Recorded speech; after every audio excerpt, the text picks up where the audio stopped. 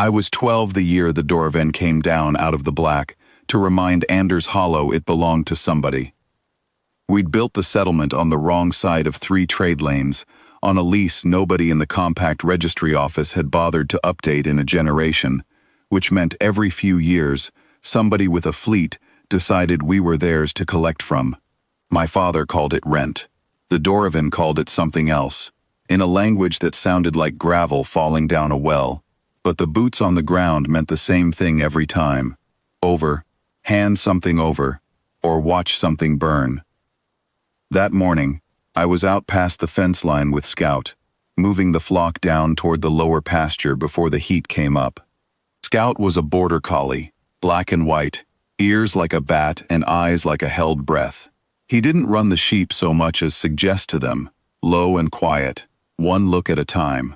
My father used to say Scout could move a mountain if the mountain had knees. I believed him. We heard the ships before we saw them. That flat compression thump, that means something big, just dropped out of the sky closer than it should have.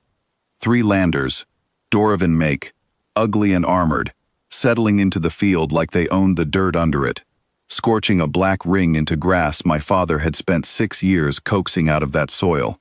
My father came out of the barn wiping his hands on his trousers, not fast, not slow, the way he walked toward anything that wanted him rattled. Scout didn't stop moving the sheep.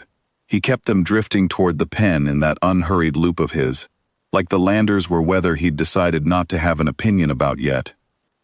I'd seen Doravan before, at a distance, at the trading post 2 settlements over.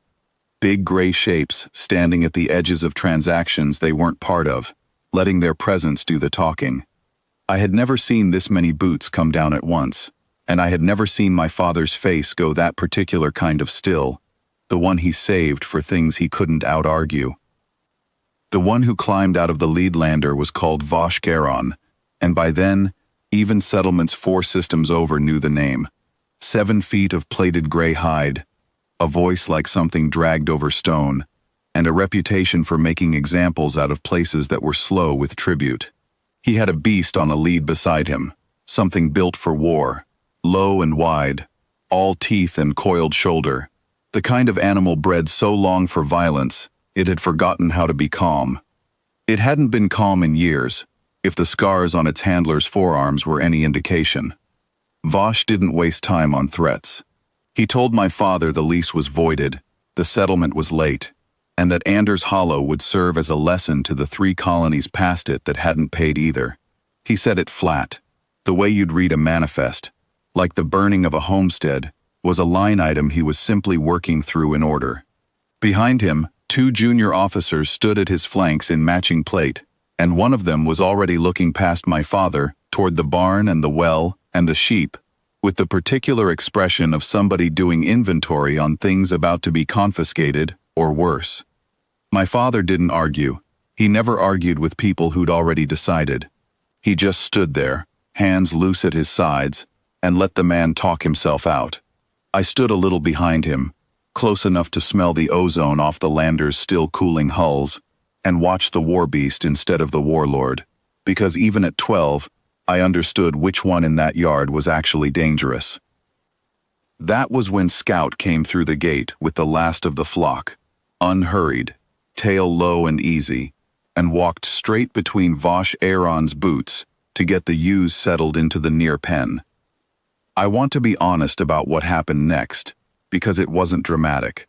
Scout didn't growl. He didn't so much as glance at the warlord. He put himself between the war beast and the flock, sat down in the dirt with his ears up and his eyes fixed, not glaring, just watching, the way he watched a ewe that was thinking about bolting, and the war beast that hadn't taken an order from anything but pain, in 11 campaigns, lay down in the grass and put its head on its paws.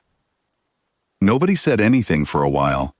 The handler tugged the lead twice, hard, the way you'd remind an animal who was in charge. It didn't move. One of the junior officers barked something in the gravel tongue that I didn't need translating. The tone was the same in any language, the tone of a man about to be laughed at by his own subordinates. He barked it again, and the war beast still didn't move, And somewhere in that second repetition the laughing stopped, because everybody standing in that yard had started to understand that they were watching something they didn't have a category for. Vosh Aaron looked at his warbeast, lying still in a Kestrel's Reach hayfield, like it had found something worth staying down for, and something changed in his face that I didn't have a word for yet. I do now. It was recognition. He crouched, armor and all, 7 feet of him folding down into the dirt, until he was closer to Scout's level than mine. He didn't reach for him. He just watched, the way you watch weather you've never seen before. Then he asked my father, in that flat gravel voice, what the animal was called, and what its function was. My father said he's a Border Collie. His job is to move things that don't want to be moved, without hurting them. I've thought about that sentence more times than I can count since. It wasn't meant as anything but a plain answer to a plain question, but Vosh Aaron took it the way some men take scripture. Through the translator strapped at his collar, he said his people had once kept a caste for exactly that work.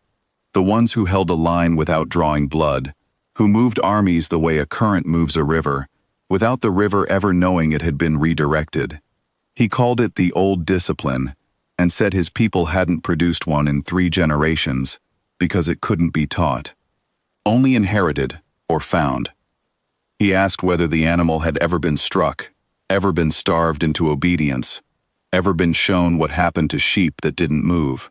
My father said no, that a dog you had to hurt into working for you wasn't worth the feed, and that Scout had never needed more correction than a raised eyebrow since he was a pup. Vosh Aaron sat with that answer a long time, turning it over the way you'd turn over a stone that turned out to weigh more than it looked like it should. He didn't take the settlement's tribute that day. He didn't make his example out of the 3 colonies down the line either, not that I ever heard. He sent his junior officers back to the landers and told them to wait, and then he simply stayed, until near dusk, sitting on an overturned trough in our yard, with his own warbeast lying calm beside a dog 100th its size, asking my father plain questions about sheep and gates and shearing schedules, and how you taught an animal to hold a line it could so easily have broken through.